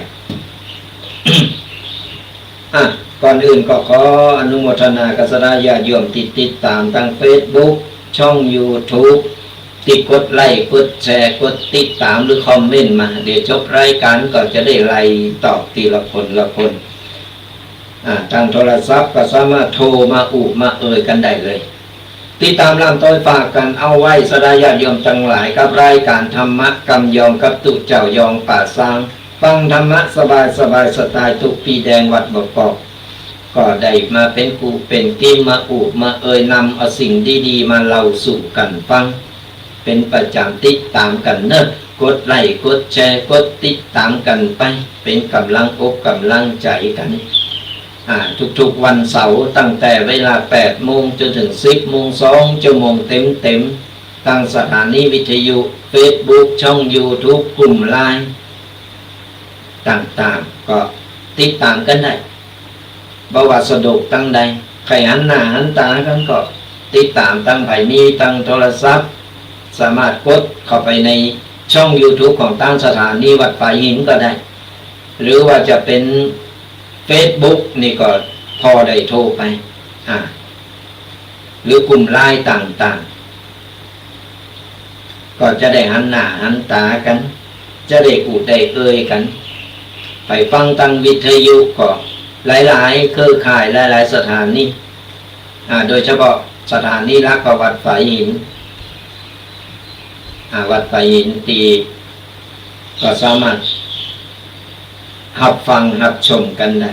ติดตามกันไปเป็นกำลังอกกำลังใจกันก็ฝากกันไว้ ก็พูดถึงเรื่องของระหว่างรอสายโทรศัพท์อยู่เราก็จะพูดไปเรื่อยๆก็พูดกันถึงเรื่องน้ำท่วมสถานญาติโยมต่างหลายก่อนมันบัดเกิดกับไผเขาก็บอกงูหรอกว่าความรู้สึกเป็นอย่างไรเพราะฉะนั้นแล้วเนี่ยไผที่พอช่วยเหลือได้กับผู้ที่เพิ่นประสบภัยช่วยเหลือกันไปก็มีหลายๆหน่วยงานตอนนี้เริ่มทยอยกันไปละนำของนำเอาอุปโภคบริโภคต่างๆนำไปช่วยเหลือว่าจะเป็นน้ำเข้ากล่องโดยเฉพาะนี่คณะสงฆ์หลายๆพื้นที่กำลังไปกันเดินทางกันไปก็มีเอาไปแจกเอาไปจ่ายเอาไปช่วยเหลือกันยามนี้แหละที่เราจะช่วยเหลือกันได้สดาญาณโยมยามที่คนเรามันตกตุกข์ได้ยากเลยที่ประสบภัยกันก็ไปอยู่ไกลอยู่หิมเรืออยู่ตั้งไกลก็ตามจัดกันเป็นหมู่เป็นคณะไปติดต่อไปทางจังหวัดเปิ้นหรือว่าเจ้าหน้าที่เปิ้นว่าจะเข้าพื้นที่แล้วก็จะเอานั้นอันนี้ไปแจกไปจ่ายก็สามารถติดต่อกันไปได้ช่วยเหลือกันไปหรือไปอยู่ทางภาคอีสานหรืออยู่ไกลเกณฑ์จะช่วยเหลือทั้งหน่วยชายแดนช่วยเหลือทหารรั้วของชาติเพิ่นเฝ้าปกปักรักษาดูแลแผ่นดินของเราเพื่อไปมาลุกรานก็สามารถส่งอกส่งใจไปช่วยเหลือได้ส่งสิ่งของต่างๆไปช่วยเหลือกันได้ยามเนี่ยเดี๋ยวจะช่วยเหลือกันสดาญาติโยมก็อนุญาตรับสายกันนะเจริญพรขอนมัสการเจ้าจากตั้งใดเสียงหวานเนี่ยจากสันทรายเจ้าสันทรายเป็นได้อากาศวันนี้อากาศนี่ฝนกำลังมาผิวอยู่เจ้ากำลังเนี่ยมันเป็นอะไรเป็นห้องไว้สีกาวิภากำลังไปเจ้าแต่อีกแม่ก็ถ้าฟังชัดเจนดีนะเจ้าชัดเจนดีเนาะฟังแล้วเป็นได้บ้างวันนี้โอ้ซึ้งใจมากเจ้าชัดเจนซึ้งใจเนาะได้ขอคิดหลายอย่างเนาะมีความคิดเองโอ้ครับปฏิบัติได้ก็ชัดดีนะเจ้าดีละที่ตามกันไปเรื่อยๆเนอะไปกำลังใจกันไปกำลังใจให้ท่านครูนะเจ้าสาธุขอให้บุญรักษาเนอะเป็นกำลังใจเหมือนกันเนอะสาธุสันทรายมาแล้วเหลือตั้งใดยังบ่มารายงานโตกันโดนเนอะFC ไปตั้งใดหมดฟังชัดเจนมาชัดเจนอากาศเป็นอย่างไรก็ส่งกำลังอกกำลังใจกับผู้ที่ประสบภัยไม่ว่าจะเป็นทั้งชายแดนไม่ว่าจะเป็นทั้งน้ำท่วมหรือว่าปอก้าแม่ก้าลำไยสวนลำไย เอาหันแล้วก็มันเยอะมันเนาะมันเกิดขึ้นมา เขาก็ช่วยได้เท่าที่เขาช่วยไปอย่างน้อยกำลังใจก็เข้มแข็งกันเอาไว้เนอะเข้มแข็งกันเอาไว้ก็ต้องท้อมันมีขึ้นมีลงอย่างกูสิ่งกูยังแหมหน่อยมันอาจจะดีขึ้นมามีล่มใดก็ลุกได้สู้กันต่อไปนี่แหละรสชาติของชีวิตเอาแน่นอนอย่างไม่ได้มันมีขึ้นมีลงขณะทะเลมันยังมีคืนชีวิตการดำเนินชีวิตของคนเฮามันก็เหมือนกันมันก็มีคืนมากระทบก็อย่างที่บอกว่ามันเป็นไปตามการกระทำของเราเป็นไปตามกรรมของเรานั่นแหละและในแต่ละวันเขาบอกว่าจะเกิดอะไรอย่างขึ้นจะอะไรอย่างเป็นอย่างใดแต่เขาก็ต้องทำใจที่แน่ๆเขาใจความอดทนมีสติแล้วก็ใจความอดทนอดกลั้นเอาไว้วันนี้เขาอาจจะดีวันพรุ่งเขาอาจจะแย่ลงวันนี้เขาอาจจะแย่วันพรุ่งวันอื่นเขาอาจจะดีขึ้นก็ได้ มันเอาแน่นอนมาได้หวังได้แต่จะไปคาดหวังเกินไปความหวังความฝันเราสามารถฝันได้สามารถหวังได้แต่คาดหวังเกินไปมันก็เวลามันผสมดังที่เราคาดหวังมันทำให้เราเจ็บช้ำน้ำใจแล้วมันบั่นทอนชีวิตของเราเองอันยังก็ตามสรายาโยมอย่างที่อู่พระเจ้าถึง5 ข้อมันก็เป็นอันคือสิ่งคืออย่างเอาอันใดที่มันบดีอันใดที่มันทำให้เรานักอกนักใจก็ปลดปล่อยมันไปปล่อยวางไปสะสางไว้สะสางมันหนึ่งมั้ง เก็บเอาสิ่งที่ดีเอาไว้สมองมันจะได้เบาจะได้โล่งลงไปเอามาแบกเขียนมดกูสิ่งกูอย่างมันนักเป็นห้องว่าสะสมต่างๆใบย้อมสะสางออกไปอันยังก็เข้ามาอันนั้นก็เข้ามาอันนี้ก็เข้ามาก็เรื่องเปิ้นเรื่องเงาเรื่องโตเรื่องอันยังกูสิ่งกูอย่างเข้ามาสูญอันอยู่นี่ละสวรรค์มันโหมันก็ระเบิดเส้นเลือดแตกความดันขึ้นเอาสะสางไปบ่ต้องไปผูกคือมันเป็นในพอกหางหมูอะไรสะสางได้ก็สะสางอะไรสะสางบ่ได้ก็ปล่อยการเวลามันสะสางไปคนเรามันมีเรื่องตุกอยู่ในใจกันอยู่แล้วตุกหนักตุกหน่อยตุกเล็กตุกน้อยตุกเหมือนกันหมดคนรวยก็ตุกคนตุกก็ตุกตุเจ้าก็ตุกใจแบบตุกเจ้าสนายาติโยมก็ตุกแบบตุกสนายาติโยมมันมีเรื่องตุกกันหมดในใจแต่เอาสะสางไปอันใดที่มันแก้ไขได้ก็แก้ไขไปปมใดที่มันแก้ง่ายเขาแก้ไปก่อนปมใดที่มันแก้ยากก็แก้ไม่ได้ก็ใจเวลาหน่อยใจความอดทนหน่อยกูสิ่งกูอยากมันจะแก้ได้ก็เอาแก้ไขเอาสะสางไปมันก็จะลงปลอดโปร่ง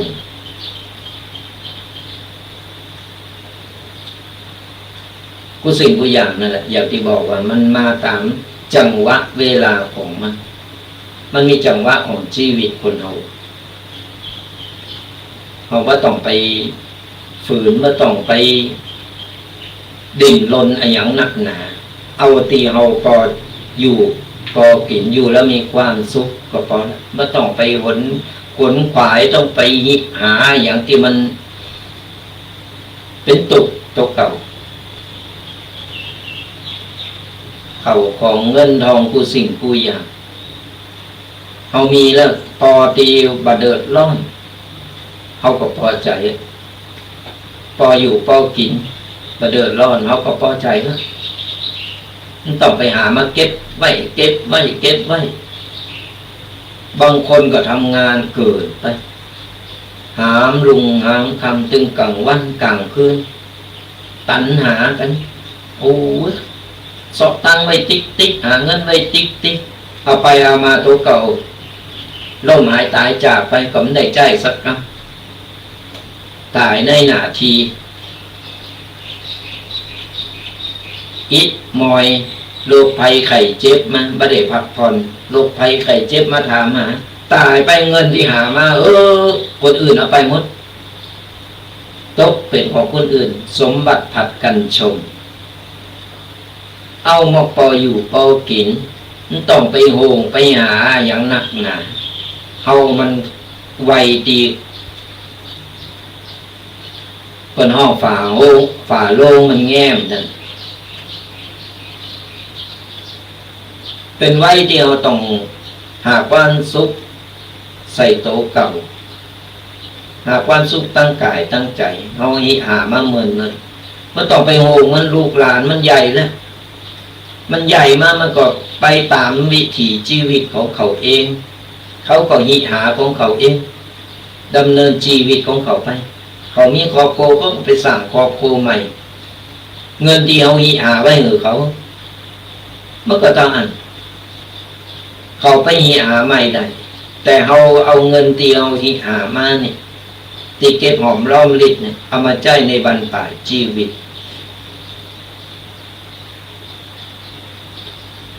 ตีบ้านตีจองพื้นหออย่างต่างๆเขาก็แปลงมือเขานะเขาตายไปเขาจะได้แบกไปดูคนแบกบ้านแบกเนี่ยเผาบ้านไปโตย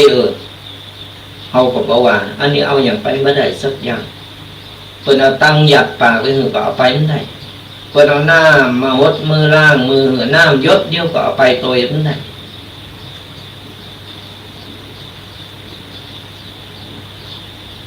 เลยหาไว้ตอนเขายังคนเขายิ่งหาไว้หากะเงินกะทองไม่ได้อย่างไปสักอย่างเป็นห้องว่าสมบัตินอกกายแต่สมบัติภายในบหิบาหากันนั่นก็คือบาปกับบุญสร้างบุญสร้างกุศลเอาไว้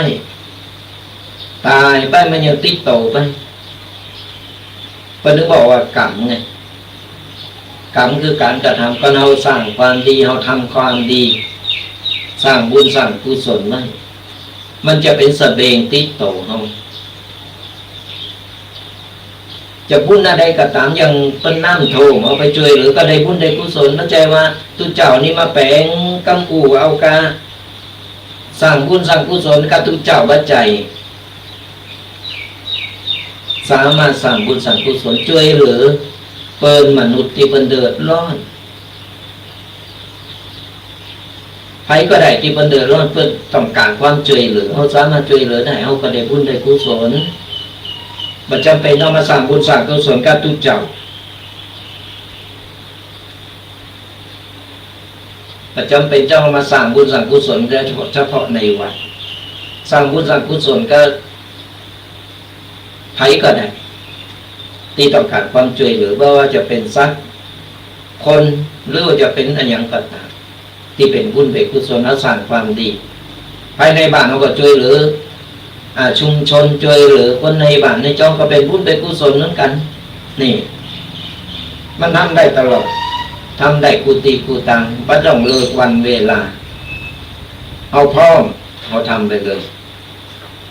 การสร้างบุญสร้างกุศลอย่างตอนนี้เป็นเดือดร้อนเขาก็สามารถที่จะช่วยเหลือเป็นได้ไม่ว่าจะเป็นน้ำท่วมว่าจะเป็นตั้งชายแดน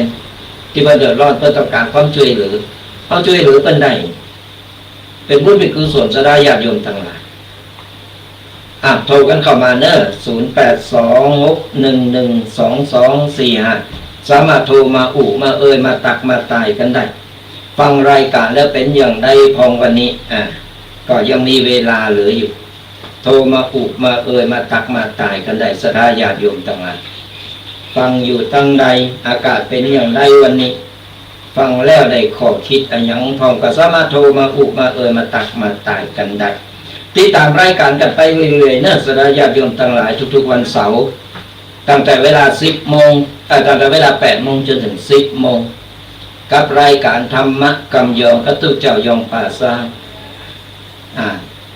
ออกอากาศทุกๆวันเสาร์ฟังธรรมะสบายสไตล์ตุกปีแดงวัดบกอกก็จะได้มาเป็นกูเป็นกี้มามากันเป็นประจำก่อนแบบนี้คิดหรือว่าติดธุระต่างใดเขาก็จะได้นำเอาสิ่งต่างๆมามามาเล่าสู่กันฟัง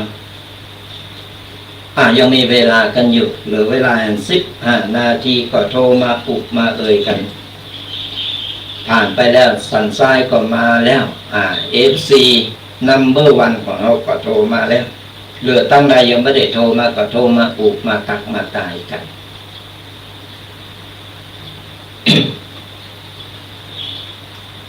ก็สามารถโทรมาได้เรื่อยๆตอนนี้เรายังรอรับสายกันอยู่ก็จะจะกันไปเรื่อยๆสระยานอยู่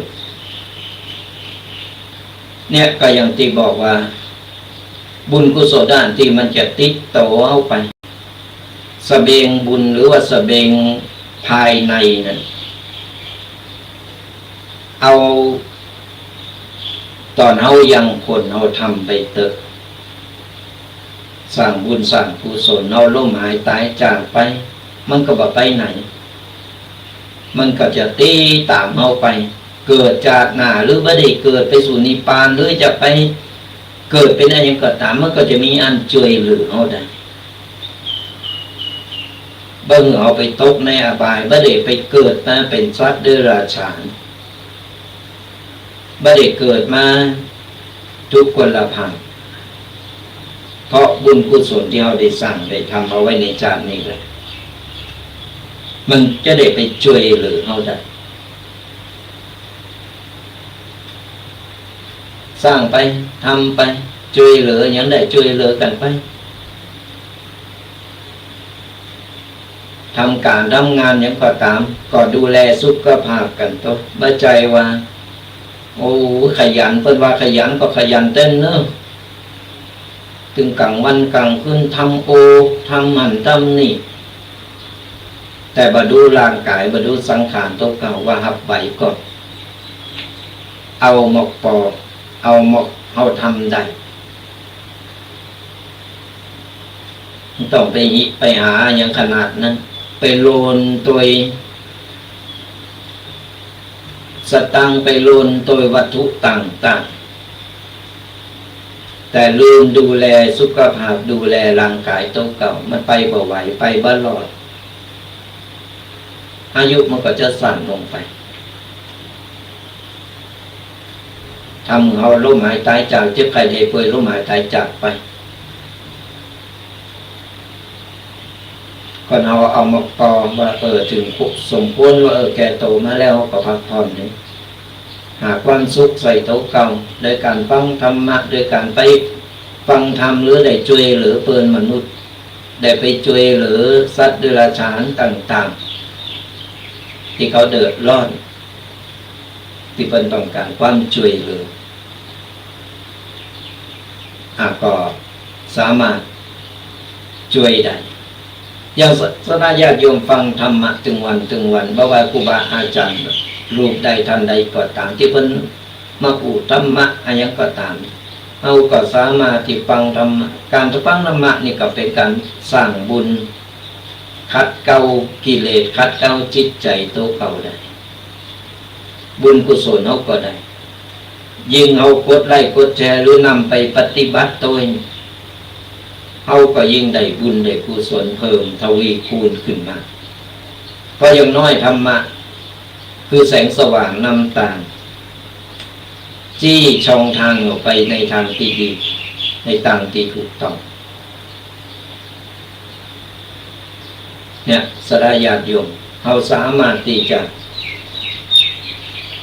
สร้างบุญสร้างกุศลได้กุฏิกูตังทุกเวลามันต้องไปรอเลิกรอวันมันหรอกหรือว่าเอามีคนเฒ่าคนแก่พ่อแม่ที่แก่เฒ่าช่วยเหลือตัวเก่าว่าได้เขาก็ดูแลเพิ่นหาข้าวหาปลายังเพิ่นกินใส่บาตรเพิ่นพระอรหันต์ในบาตรดูแลเพิ่นบ่ใจเพิ่นเป็นภาระนะเขาต้องเป็นธุระคอยดูแลคอยใจใส่เพิ่นนี่ก็ใกล้ถึงวันแม่แห่งชาติมาแล้วเขาก็สามารถดูแลเพิ่นจนถึงบ้านปลายชีวิตพอเป็นดูแลเอามาเหมือนผ่อนชีวิตตั้งแต่แรกเกิดตั้งแต่อยู่ในต้องมานะหอมปอกหอมปล่อยเข้ามาถึงเวลาที่เราจะต้องดูแลเพิ่นตอบแทนจะไปนึกจะไปคิดว่าเพิ่นเป็นภาระก็ไม่คิดอย่างนั้นเป็นบาปมาหันเลยหิมากล้าบ่ขึ้นกล้าขายยังมันจะลงจมทำงานยังก็ตึงบดีมีแต่สิ่งเลวร้ายมีแต่สิ่งบดีเข้ามาในชีวิตครอบครัวเป็นเรื่องจริงใครที่ดูแลพ่อแม่คอยพ่อแม่คอยดูแลพ่อแม่มันมีอันสิ่งที่ว่าคอยมันหนุนเอาบละบุพการีผู้ตีหือกำเนิดหือเลิศเนื้อเจอไข่ห้องมา ถึงเปิ้นล้มหายตายจากไปแล้วเรายังระลึกนึกถึงเรายังทำบุญไปหาเปิ้นเรายังคอยนึกถึงเปิ้นเพราะเปิ้นอยู่ในใจเราตลอดเปิ้นอย่างนี้ไปไหนตกน้ำอะไรตกไฟก็ไม่ถึงจะถึงข้าวตุกข้าวตาจนมาปุ๊บมันก็มีอันมาช่วยเหลือเราเป็นเรื่องจริงอาตมาภาพก็เคยประสบมาแล้วหลายเรื่องหลายแล้วแล้วก็หัดมาหลายตีนะไถตีดูแลพ่อแม่บัดทิ้งพ่อแม่นี่นะพ่อแม่จะเป็นอย่างใดก็ตามเพิ่นก็เป็นพ่อเป็นแม่เขาเป็นผู้หือกำเนิดเป็นผู้หือเลิศเนิศเจือไข่หือร่างกายเข้ามาเขาต้องสำนึกดูแลเพิ่นคนเราอาจจะขี้บนขี้จมก็เหมือนเราอ่อนเหมือนตอนเขาเป็นเราเหมือนตอนเขาเป็นเราอ่อนเขาเป็นเราอ่อนเขาก็เอี้ยซนแต่แม่เพิ่นก็ทนเขาได้พ่อแม่เพิ่นทนเขาได้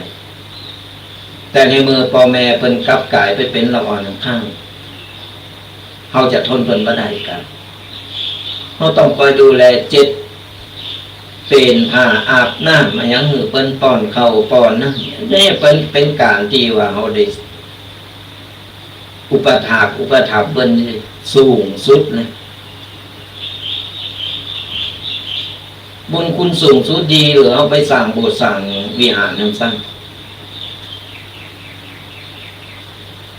เนี่ยก็ฝากสดาญาติโยมลองคิดลองคิดก่อน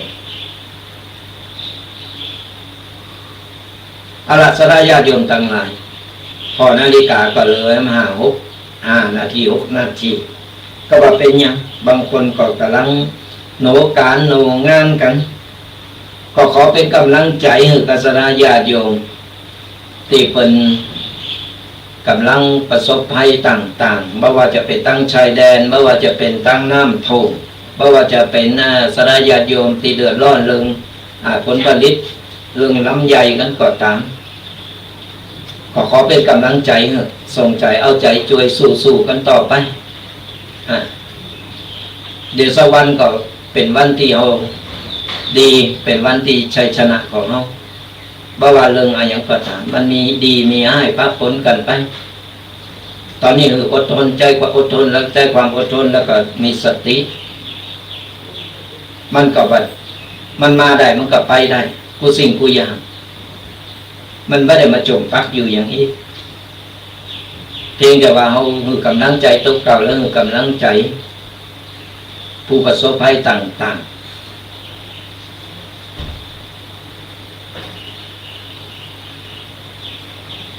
ถ้ามีโอกาสก็อาจจะช่วยเหลืออย่างไรก็อาตมาภาพก็อาจจะไปช่วยเหลืออยู่แต่ตอนนี้ก็กำลังหาทีมงานหาหน่วยสนับสนุนอยู่ที่จะไปช่วยเหลือเนี่ย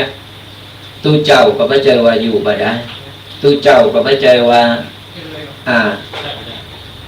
ที่เป็นข่าวไอ้ข่าวดีก็มีข่าวให้ก็มีเพราะฉะนั้นไอ้สิ่งที่ดีมันก็มีเขาก็พอสิ่งที่ดีพอไอ้สิ่งบดีมันก็มีอันใดบดีมันก็ไปเป็นไปตามยถากรรมนั้นก็ฝากสดาญาติโยมกันเอาไว้แล้วก็ติดตามนำต้นกันไปเรื่อยๆเป็นกำลังอกกำลังใจกันเอาละสดาญาติโยมทั้งหลายพอไปบอกมาก็เลยให้เมื่อกี่นาทีก็จะขอยุติกับรายการธรรมะกำยองเอาไว้ต่อก่อนแล้วก็ติดตามกันไปทุกๆวันเสาร์ตั้งแต่เวลา8 โมงจนถึง10 โมงก็จะได้มาพบปะเจอกันฟังธรรมะสบายสไตล์ทุกปีแดงวัดบางกอกวันนี้ก็ต้องยุติเอาไว้เท่าอีกก่อนแล้วก็เดี๋ยวจะได้พบกับรายการต่อไปสุดท้ายนี้ก็ขอสดาญาติโยมทุกคนที่ฟังรายการอยู่หรือว่าที่ตามรายการก็ตามก็ขอมีตั้งแต่นี้ต่อไปก็ขอสดาญาติโยมทุกคนจงหายทุกข์หายโศกหายโรคหายภัยหายเจ็บหายไข้นึกหวังสิ่งใดขอสมปรารถนาทุกสิ่งทุกประการเงินทองไหลมาเทมาจะได้ขาดสายก็เงินต่อเงิน ทำการงานได้เจริญก้าวหน้าทำมาค้าขายร่ำรวยทำไร่ทำสวนได้ผลผลิตเจริญงอกงามขายได้ราคาสุขภาพร่างกายแข็งแรงแคล้วคลาดปลอดภัยอายุมั่นขวัญยืนมีโชคมีใจมือบุญปกปักรักษาคุ้มครองกันกูคนเนอขอเจริญพร